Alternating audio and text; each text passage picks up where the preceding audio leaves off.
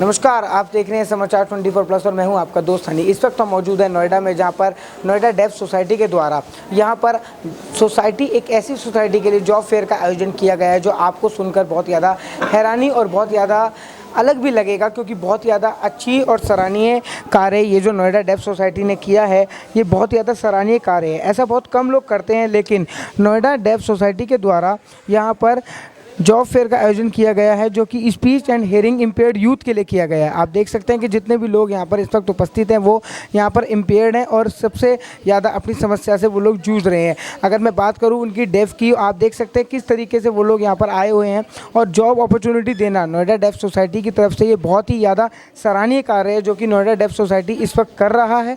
बड़ी से बड़ी कंपनीज़ यहाँ पर आई हुई हैं, मल्टीनेशनल कंपनीज़ भी उसके अंदर इन्वॉल्व हैं, जो इन बच्चों के लिए एक अच्छा और उज्जवल भविष्य बनाने के लिए, उज्जवल कामना करने के लिए यहाँ पर उनको हायर करने आई हैं। ये बच्चे, इनका भी एक अलग ही जॉनर होता है, अलग ही लोग होते हैं जो इन लोगों को ट्रीट अच्छे से, इनको स्पेशली ट्रीटमेंट की ज़रूरत होती है, जो कि नोएडा डेफ सोसाइटी काफ़ी टाइम से, काफ़ी समय से इन लोगों के लिए कर रही है। और आप देख सकते हैं यहाँ पे पूरी क्यू में लाइन रजिस्ट्रेशन हो रहा है, जो कि यहाँ पर डेफ बच्चों को और इम्पेयर्ड बच्चों को, जो कि सुन नहीं सकते हैं, बोल भी नहीं पाते हैं, वो अपने इंप्रेशन से और अपने थंब से किस तरीके से लोगों को समझाते हैं एक दूसरे को, उनको यहाँ पर मल्टीनेशनल कंपनीज बहुत अच्छा मौका दे रही हैं। और नोएडा डेफ सोसाइटी के द्वारा ये जो प्रयास किया गया, ये वाकई में ही बहुत ज़्यादा सराहनीय कार्य है। समाचार 24 प्लस की टीम को जब ये बात का पता लगा तो हम लोगों ने भी सोचा कि वाकई में ही नोएडा डेफ सोसाइटी जिस तरीके का कार्य कर रही है बहुत ज़्यादा सराहनीय कार्य है। साथ ही साथ मल्टीनेशनल कंपनीज़ के अंदर इसको इन्वॉल्व होना और ऐसे लोगों को अपॉर्चुनिटी देना,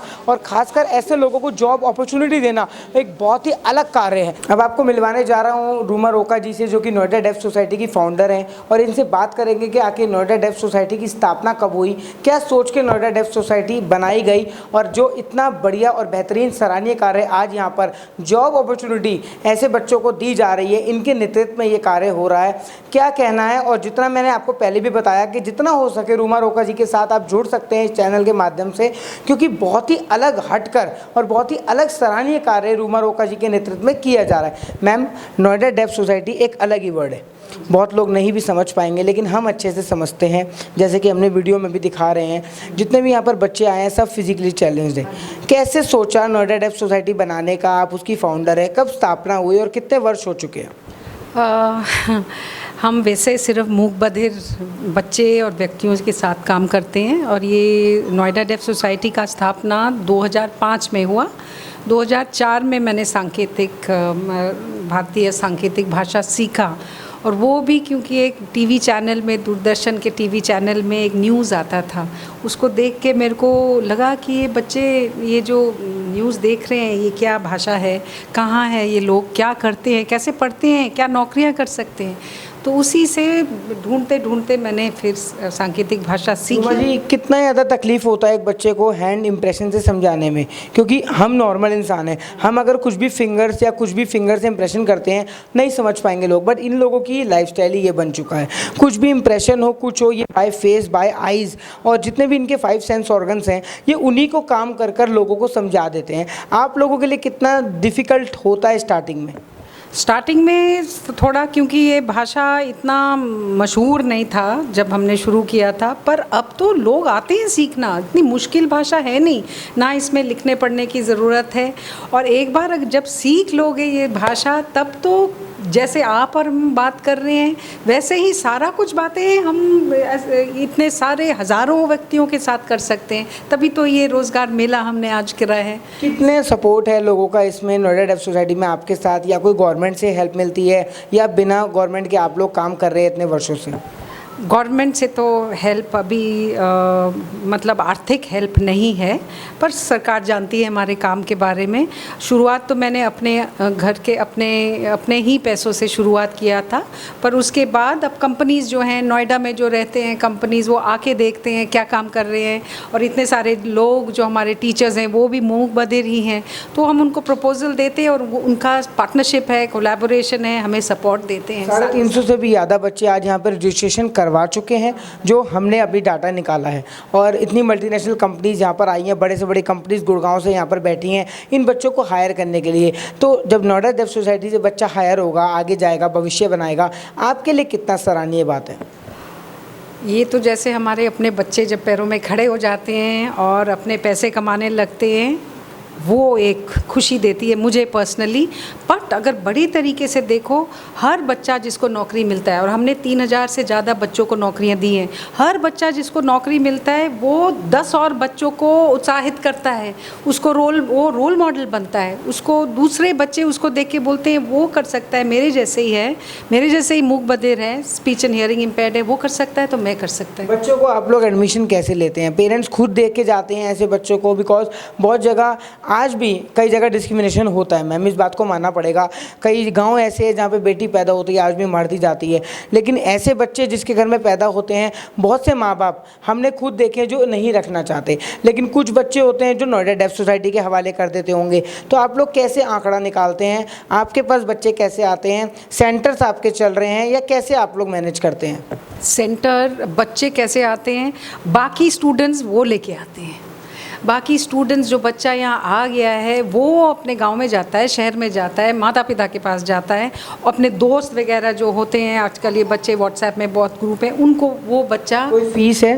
नहीं, कोई फीस नहीं है, बिल्कुल निःशुल्क सेवा है। बच्चे नॉर्मली जो घरों से आते हैं, वो उनकी आर्थिक अवस्था ऐसी नहीं है कि मेट्रो में डेली उनको जाना आना का खर्चा दे पाएँ, तो यहाँ पे सब कुछ ही निःशुल्क है। तो बच्चे ऐसे ही आते हैं। बाकी हमें माता पिताओं के साथ बहुत अच्छे एक बहुत डीपली उनके साथ काम करना पड़ता है, उनको भी समझाने के लिए। जैसे आप बोल रहे हैं कि होता है कि ये बच्चा विकलांग है, मूक बधिर है, आगे क्या पढ़ेगा, कैसे करेगा, कुछ भी नहीं हो पाएगा, ऐसे हताश होते हैं कई पेरेंट्स। उनके साथ जब ये यहाँ आते हैं, उनको हम सांकेतिक भाषा सीखने के लिए भी इनकरेज करते हैं, और जब वो देखते हैं कि हाँ ऐसे बच्चे तो काबिल हो सकते हैं, कौशलता सिखा के ये तो अपने पैरों में खड़ा हो सकते हैं, तब एक धीरे धीरे बदलाव सिर्फ हमारी तरफ से नहीं पर परिवार की तरफ से भी आता है, और वो अब दूसरे बच्चों को और पेरेंट्स को भी बता देते हैं, माता पिताओं को, कि आप NDS में भेजिए, यहाँ पे शिक्षा भी दी जाएगी, कौशलता भी दी जाएंगी, और अगर काबिलता ऐसे लेवल तक पहुँचे तो नौकरियों तक भी हम हेल्प कर देते हैं। सब कुछ निःशुल्क है, कुछ पैसे नहीं लेते हैं। नोएडा डेफ सोसाइटी में मैम इस वक्त हम मौजूद हैं, शालिनी गुलाटी आपका नाम है। आए दिन हम देखते रहते हैं डेफ बच्चों के लिए बहुत ज़्यादा आप काम करते हैं, यहाँ पर आपका क्या रोल है? मैं यहाँ पर जो प्लेसमेंट की टीम है, जिसमें कि बच्चों को जो है डिफरेंट इंडस्ट्रीज़ में प्लेस किया जाता है, जॉब दिलाई जाती है, उसकी हेड हूँ। क्या लग रहा है मैम, आज जो 350 से भी ज़्यादा बच्चे यहाँ पर डेफ सोसाइटी के आए हुए हैं, जॉब मल्टीनेशनल कंपनीज यहाँ पर बैठी हुई हैं, और जिस तरह से यहाँ पे रजिस्ट्रेशन चल रहा है, कैसा फील हो रहा है? मुझे बहुत अच्छा लग रहा है। इस फेयर का जो हम प्लानिंग थी वो पिछले 1 महीने से चल रही थी, और हम लगातार एम्प्लॉयर्स को इनवाइट कर रहे थे इसके लिए, और मुझे बहुत खुशी हो रही है कि हमने 15 एम्प्लॉयर्स को इनवाइट किए, जिसमें से 13 एम्प्लॉयर्स आए हैं, और वो लोग बहुत अच्छी तरीके से इंटरव्यूज़ ले रहे हैं, और उनकी सबकी इच्छा है कि हम अपने यहाँ ज़्यादा से ज़्यादा डेफ बच्चों को, जो बोल सुन नहीं सकते, ऐसे बच्चों को हायर करें और अच्छी से अच्छी जॉब दें। कैसा लगता है मैम जब ऐसे बच्चे आते हैं आपके सेंटर्स में और वो लोग कहते हैं कि हमें शिक्षा दीजिए, क्योंकि नॉर्मल बच्चे तो ये होते नहीं हैं, इनको अलग ही शिक्षा, अलग ही ब्रेन चाहिए। सीखने वाला तो बच्चा होता ही है, लेकिन सिखाने वाला भी उतना ही ट्रेंड होना चाहिए। जी, बहुत अच्छा लगता है कि जब ऐसे बच्चे आते हैं हमारे पास, पेरेंट्स लेके आते हैं। इनिशियली जब वो लेके आते हैं तब वो लोग बहुत निराश होते हैं, और जब यहाँ पर आते हैं वो देखते हैं ये बच्चे इतने कॉन्फिडेंटली बात कर रहे हैं, कितनी सारी अच्छी कंपनीज़ में काम कर रहे हैं, तो उनका उत्साह बहुत बढ़ जाता है, और उनको लगता है कि मेरा बच्चा भी आगे आने वाले टाइम में सिक्योर है और जॉब कर सकता है। और पिछले 10-15 साल से, 2005 से ये नोएडा डेफ सोसाइटी स्टार्ट हुई, तब से ही हम लोग इनको ट्रेनिंग दे रहे हैं, और उसके बाद हम लोग एम्प्लॉयमेंट देते हैं, और बहुत अच्छी नामी कंपनीज़ में ये लोग जाते हैं, और जब इनकी एक जॉब छूट जाती है उसके बाद भी ये दोबारा हमारे पास आते हैं। हैंड होल्डिंग की फाउंडर के लिए क्या कहेंगे, रूमा जी के लिए, जो काफ़ी वर्षों से इसी कार्य में लगी हुई है, और उनके पूरा साथ के साथ आपने बताया है, आप दोनों की जो मेहनत है इन बच्चों को यहाँ तक लेकर आई है, और आज भी यहाँ से जो बच्चे हायर होंगे, आगे जाएंगे, नाम कमाएंगे, NDS नोएडा का नाम होगा। जी, रूमा जी के लिए मैं यही कहूँगी, वो इतनी मेहनत और लगन से और बिना किसी लोभ के ये काम कर रही हैं, और बहुत सालों से कर रही हैं, और एक एक बच्चे से वो, मतलब उनकी सबसे बड़ी स्पेशलिटी ये है कि कोई भी बच्चा आ जाता है पेरेंट्स के साथ में, और वो कितनी भी बिजी हों लेकिन वो उसको 10 मिनट 15 मिनट ज़रूर देती हैं। वो ये नहीं कहती कि अब मेरी ये ड्यूटी नहीं रही कि मैं जो है इस बच्चे से मिलूँ, नहीं, वो कहती हैं कि आज भी मैं उस बच्चे से वैसे ही बात करूँगी जिससे 10 साल पहले करती थी, और बच्चे डायरेक्टली रूमा जी से मिलना चाहते हैं। क्या संदेश रहेगा एनडीएस की तरफ से आपका? मेरा तो संदेश यही है कि हम ज़्यादा से ज़्यादा बच्चों को जो है एम्प्लॉयमेंट दिला सकें, उनके पैरों पर खड़ा कर सकें, और ज़्यादा से ज़्यादा कंपनीज हमारे साथ जुड़ें, और ज़्यादा से ज़्यादा लोग सांकेतिक भाषा यानी कि इंडियन साइन लैंग्वेज सीखें, जिससे कि इनकी जो ज़िंदगी है वो थोड़ी सी सरल हो जाए, थोड़ी सी इन लोगों को सहूलियत मिले लाइफ में, इनको स्ट्रगल ना करना पड़े अपनी बात किसी और को बताने की। मैं गणेश गौतम, और मैं यहाँ पे अमेजोन कंपनी के लिए जो SHI कैंडिडेट होते हैं, जो डीफ एंड डम, जो सुन और बोल नहीं सकते, उन लोगों को प्लेस करने के लिए आया हूँ। और यहाँ पे काफ़ी सारे करीबन 300 के करीब कैंडिडेट आए हुए हैं, जो अमेजोन कंपनी जो गुड़गांव में लोकेटेड है, जो उसके लिए वेयर हाउस के लिए पिकिंग, पैकिंग, स्कैनिंग के लिए कैंडिडेटों की रिक्वायरमेंट है। करीबन हम ऐसे ये डिफेंड काफ़ी सारे कैंडिडेट लेते हैं, जिसमें मेल फीमेल दोनों ही रिक्वायरमेंट होती हैं। तो अभी मैंने 45 के करीब मैंने लड़के सिलेक्शन किया है, और करीबन मेरे को 300 के करीब कैंडिडेट और लेने हैं। तो जितने कैंडिडेट आ रहे हैं, हम मोस्टली सभी कैंडिडेटों को सिलेक्शन करके यहाँ से लेके जा रहे हैं। हमारी कंपनी 34 सिटी में 65 ऑफिस हैं। यहाँ पर 3.5 लाख एम्प्लॉई हमारे खुद के पेरोल पे हैं। मैं यहाँ पर PWD कैंडिडेट के लिए रिक्वायरमेंट के लिए आया हूँ, जिस पर मेरे पास रिक्वायरमेंट अमेजोन, फ्लिपकार्ट और मंत्रा के लिए रिक्वायरमेंट है।